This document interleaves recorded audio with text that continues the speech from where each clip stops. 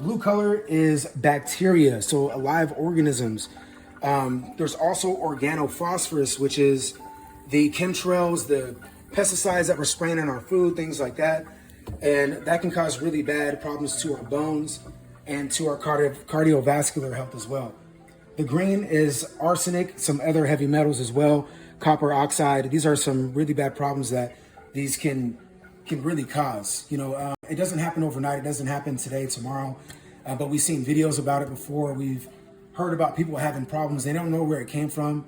But if you guys have this stuff in your water on a daily basis, I mean, look at this. Look at the difference that we're seeing right here. I can't make this stuff up. The Environmental Working Group, the EWG, they have this stuff available out there for us, but we just don't know where to look for it. And that's why I want to let you guys know that you can educate yourself on what is in the water, and then more importantly, do something about it. So the last color that we can see is the yellow, and that is dissolved oxygen, trace elements, and various organic minerals, things that we actually do need in our bodies. Hence, look at the water on this side, the clean water, the good water, the water that you should be putting in your body every single day. The water that's going to help rejuvenate your cells, the water that's going to help your cells even multiply. So we can go ahead and turn that off now.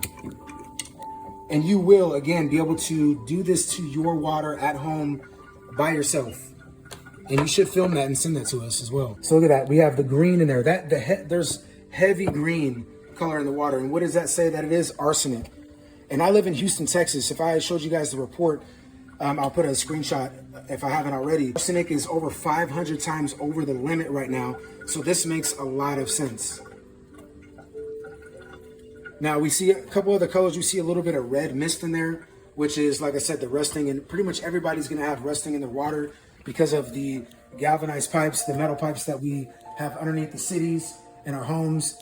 That's just one that's going to be really hard to get away from, but it still shouldn't be in our water. Now, obviously, a lot of us are drinking bottles of water, or we do have some type of filter. Maybe they work, maybe they don't, and now you can test for that.